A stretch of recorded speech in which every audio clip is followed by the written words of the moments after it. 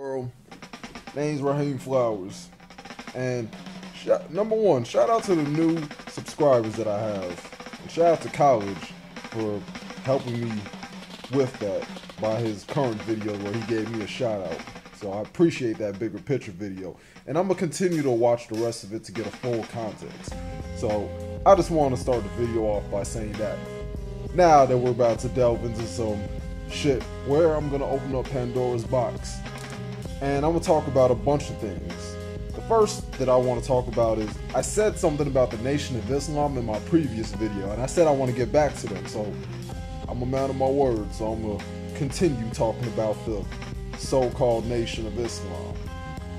Okay, Elijah Poole, for those who don't really know the origins of the Honorable Elijah Muhammad, for those who aren't familiar with Elijah Muhammad, his name is Elijah Poole. Elijah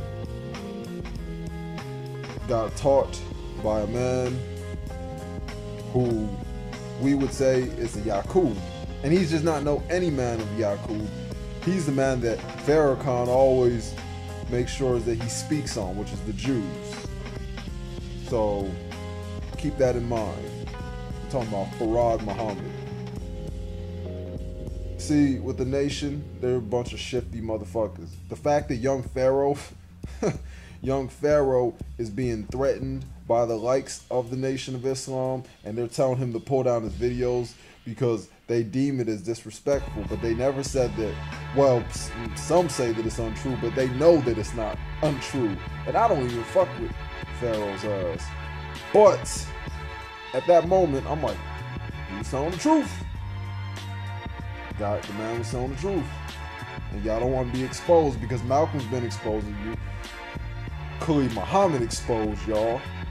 And now y'all even got young Pharaoh's ass, Mr. The Black Woman is God, this dude exposing y'all.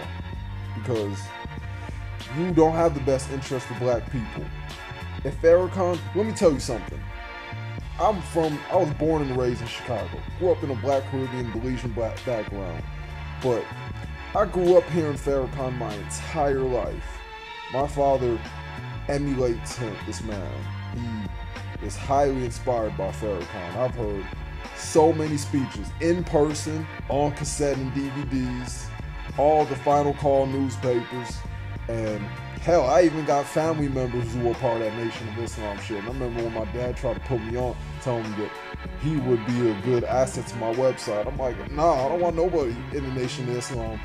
I don't even want that type of energy when it comes to the endeavor and the foundations that I'm setting. I don't want none of them Negroes even near. I don't want them near my circle, period. With that being said, you see, with the Nation has fucked over Khalid Muhammad, murdered Malcolm X, and Farrakhan even has a speech where he spoke about, well, this is how we deal with a traitor. This was around the time I was born, I believe, in '92. This was in Chicago. If anybody from Chicago knows what I'm talking about, there's that main base that Farrakhan likes doing his speeches on 73rd and Stony Island. For those who are from Chicago, you know what I'm talking about. And in addition to that, you see, when it comes to Farrakhan, the dude has a fucked up ego. He really does. He has a messiah complex. Just listen to the way this man talks, how he purports himself. I mean, you see how Farrakhan will always tie in to himself, or he'll tie into the Honorable Elijah Muhammad. See, and before I get back into Farrakhan and his egotistical ways, or I guess how it's going to tie into it, you see, I can't trust a man like Farrakhan, because Farrakhan, he looked Malcolm's daughter in the eye. This is a 60-minute interview, and talking about how much he loved Malcolm. But I could go pull up interviews, and I'm going to make sure I have links in the description where he said Malcolm asked to be killed. This was, I believe, in the 70s. And he was saying, oh man, you think you just come at Elijah Muhammad And yeah, we killed Malcolm. Like, he was gloating about it. Like, why is Farrakhan not an accessory to murder? Because the motherfucker is an agent. He's a double agent, though. That's the worst part of it. Because he will speak on the jewels. He even had a book called The Secret Relationship Between Blacks and Jews. And that book is very valid. I will say that's the best thing those motherfuckers have done throughout their entire existence. That and Malcolm. And Malcolm became a defective member of the Nation of Islam after a while. But, you see, they don't want nobody to open the door and see all the skeletons in the closet. Because I'm sure the ghost of Elijah Poole is saying, instead of worrying about the women that the girls that I slept with, and the age, and the pussy that I eaten out, what you need to understand as a black man is your own health, and get my book, How to Eat to Live. Even every once in a while, you can enjoy the bean pies that are naturally baked. But instead, you fall for the Yakubs, you fall for the white devil's trickery. Looking ass. I don't give no fuck about no nation, man. I've been hearing these niggas since my inception on this earth. And I always knew something about Farrakhan's aura. Just never sat well with me. This dude has a nice ass crib out in Hyde Park in Chicago. Anybody from Chicago knows what I'm talking about. He was a resident, he had the same residence as Obama's ass. And you know, he speaks as if he has the best interest at heart for black people. And he talks about self-love. But then there's a video out there where Farrakhan is talking about you are cursed, describing the phenotypical features of melanated people, from the nose and the hair. And something, in case you all haven't noticed, Farrakhan has a perm in his hair. Yes, he has a perm. And then when you think about it, I like something that young Pharaoh said when he described the attires that they wear, which is very Eurocentric. And he said the origins was like in the 19th century that a white man tailored up, you know. So I will commend young Pharaoh for that. I'm not a hater, even though I don't fuck with him. I'm not a hater. And you think about, we could even delve deeper, and this is where I want to get into the hip hop topics too. Duwad Muhammad was a man who murdered Biggie, Notorious B.I.G. Now, I remember distinctively watching a video where Snoop Dogg said that Farrakhan was responsible for diffusing the situation between the East Coast and the West Coast, which was artificially made. But Snoop Dogg claimed this. But how could the person, that's ironic, how could the person be the one to stop the East Coast, West Coast beef when you had somebody in the Nation of Islam like Duwad Muhammad murder one of the prevalent rappers, Biggie? If they really wanted to diffuse the situation, they would have made sure Farrakhan would have got a hold of Tupac and Biggie and got them to talk to each other. You know, the same way they said that Ice Cube and Common did. But that didn't happen though.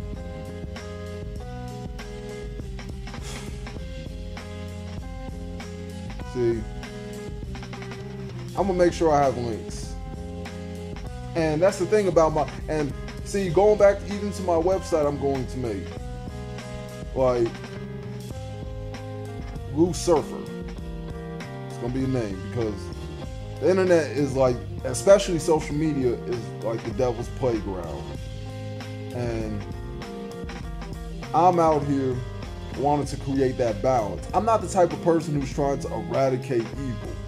First of all, nothing is inherently good or evil in this world, first of all. Secondly, I need to know who is doing blatantly wicked things so I can identify, and so I can just, I can separate myself from that. I don't want somebody who, because you have people who are wolf in sheep clothing, like Farrakhan's ass. Oh man. And then since we're in the subject of hip hop, and I think about Vlad. Vlad is somebody who has always been behind this agenda. Hell, Vlad is like one of the pioneers of this fuckery that goes on in hip hop right now. He's the type of dude who ushered in, you know, that gerbil Akademiks, that vermin in hip hop now. Vlad has been notorious for instigating. Vlad has always pushed that whole gay agenda, and he would emphasize on it with Lord Jamar. And I remember Fat Joe had an interview back then. I think it was like 2008, 9, no later than 2011. But Fat Joe was talking about the gay mafia in hip hop, as you can see. Because if you think about all these cats out here who act hella flamboyant, and no matter what rapper you're talking about, you can talk about Famous Dex, you can talk about Uzi, you can talk about Young Thug. Shit. These cats, like, they're here for, and you can even talk about Tekashi. Like, you can tell they're part of that rainbow. They're part of that Rainbow Push coalition. Fuck Jesse Jackson. Anywho, now I think about all the things that Joel Vlad has done. If you ask me, that detective Vladimir who came into hip hop and entered the building uninvited like a cockroach in a nice ass condo. Ironic. Anywho, he came into this hip hop shit and he created a lot of confusion. So now you have a lot of cats these days being contrarians and shitting on the pioneers and the OGs. Same way he comes at Nas.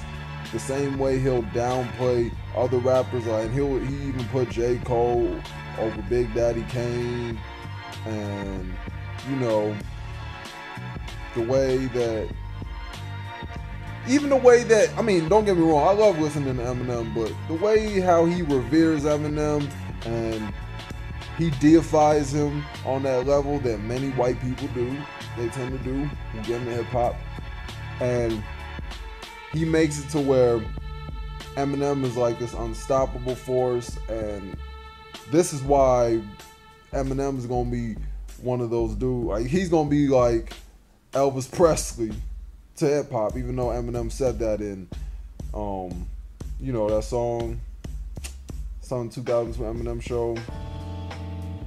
Now this is like a joke. Without Me, there we go. Yeah. Like, Vlad is pushing that. He's pushing that gay agenda. He's pushing that shit on Lord Jamar. He does that shit all day. He'll ask like the weirdest questions. He's interviewed trannies like Sydney Starr. Vlad has said a lot of mad suspect shit. But you know, they say a lot of sick shit in the Talmud. Even though Jewish people of the contemporary Jewels, the contemporary Jew, does not subscribe to the Talmud and the Torah, they still value, they still do incorporate those values within their life, even though they don't directly follow it, and you know, they're not like avidly on the religious aspect of it, you know. So I'm sure the same thing goes for Vlad. Yep. And that's why there's these Adam 22s and Akademiks around. And then Akademiks could go talk to a bunch of thoughts like Selena Powell. He could go instigate all this bullshit going on his Twitch account. He could go around talking to he could talk to these underage girls about their sex life, like with XXXTentacion. I remember when even college was talking about that shit. That shit is sick. This dude is, okay, we'll say he's 28, because a lot of motherfuckers like lying about their age. But still, I'm like, dude, like, do you even know, like, think about what you're doing. Like, what you're saying. Like, all this fuck shit that gets promoted. Adam 22, like, I even saw him talking to that Daniel Berlogi, or you know, the Catch Me Outside girl, her. And I think about how these dudes who don't know shit about hip hop, they can't go back to the 90s, they can't go back to the early 2000s, and these are the people who wanna, you know, they wanna be so enveloped in the culture, they wanna participate, and they wanna basically be like the gatekeep. They are the gatekeepers and the spokesmen. Like, they need to get the boot. Akademiks is what out here egging on Tekashi 6ix9ine. He's gunning the pool with them, and you know, they start touching on each other, and he's done that twice. There's been 2 incidences where he did that. Akademiks out here talking about trannies and what you smash and all, because that nigga wants validation and approval, so he don't look like he's being a faggot. Yup. And if that's what you're into, that's what you're into, but don't sit here in front. I can't respect one of these closet homosexual dudes. I cannot respect that. And you got a lot of that shit in the industry, going back to what I said. You have a lot of these dudes out here who will dress extra flamboyant, who will exude that effeminate behavior. And you have to catch that shit. I mean, I even think about when A$AP Rocky out here calling himself Pretty Flacco. Like, I'm like, whoa, whoa, whoa. Yeah. This is what hip hop is looking like. I know that the 80s, there was a lot of dick in the booty ass niggas in the 80s. But in this day and age, it's like these dudes are like so overt and they try to be covert. It's sad. And then in the process of that, Akademiks out here, Akademiks is not out here promoting anything that has related to do with hip hop unless it has some coonery involved. Unless it's some bullshit and drama. Just like when he was talking about Pete Rock and 21 Savage. I even thought about, like, he said, who runs Ohio? I've noticed Akademiks has never said anything about the Bone Thugs. Nope. But you go around here talking about Migos all day. You want to know about Offset and what he's doing with Cardi B and him fucking some chick in South Africa and shit. But you don't even bother ever going and say, hey man, you know, salute to the Bone Thugs because they, like, thanks to them, these mumble rap. He ain't even do that. I don't like this whole quote unquote mumble rap shit. And it's like glamour rock. It's like glamour rock was in the late 70s, early 80s-ish. That's what this mumble rap shit is now. So that's why I don't really sweat it too much. But what I do sweat is dudes like Akademiks giving, you know, giving misinformation and being a part of this agenda and being an agent. Him, Adam 22, who doesn't know shit about hip hop, just like that white Jew Vlad. Vlad is the same one who thought Tupac died in 2001 when Nas made Ether. You have to let that shit sink in. And these are the motherfuckers who have this humongous platform in hip hop. Yup. Vlad out here promoting, you know, the godmother of Thotton, Superhead, Kareem, having all these vixen girls. Adam 22 out here talking to Danielle Berjoli and speaking about her sex life. I mean, it's a lot of sick shit going on. And these dudes don't even have a problem with it. These are the type of motherfuckers who will say, hey, if you're 16, I'm 16. These dudes are like about to be in their 30s and they out here acting like children. They just want to fit in. But instead of leading by example, they're not even leading by example, because they, like, Akademiks could show Tekashi a better way, but he doesn't. Instead, he eggs his ass on, and he's gonna end up getting that kid popped.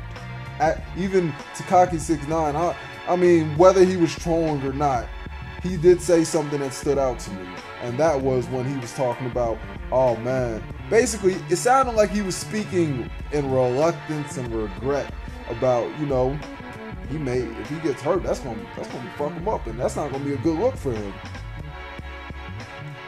Yup. No one's untouchable in this world, dude. Not at all. Frank Lucas, if they could get someone like Frank Lucas, they could get someone like you. If they could get Al Capone, kid, they could get your ass. They could get Larry Hoover.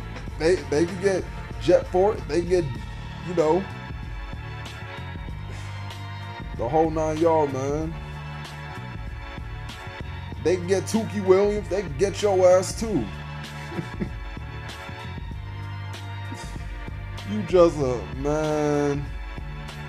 You just one of these Latinos out here who just want to use the word nigga freely, and then you want to say, "Hey, man, I hang around blacks all day, man."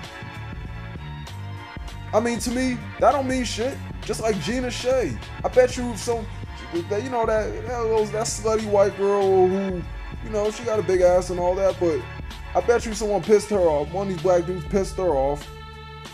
I bet you she gonna really show that white trash side. She's really gonna show that shit. Tekashi get pissed off enough, watch the word Mayate come out of his fucking mouth. Watch. He's only gonna be as cool with black people as long as he feels like he's in a comfortable position to be cool. But as soon as he gets out of that comfort zone, and as soon as they start seeing his true nature, like, fuck out of here. Outside of that trolling element that he likes playing, come on, dude. Oh man, this is what we got to offer in this day and age. I'm gonna continue reading my book, The Internet is a Playground, and then see how all this shit from these trolls will crumble, because they ain't taking nothing seriously, and when you don't take shit seriously, eventually life is gonna play you because you want to play it. And that's how I'm gonna end the video out. Peace out, one love, people.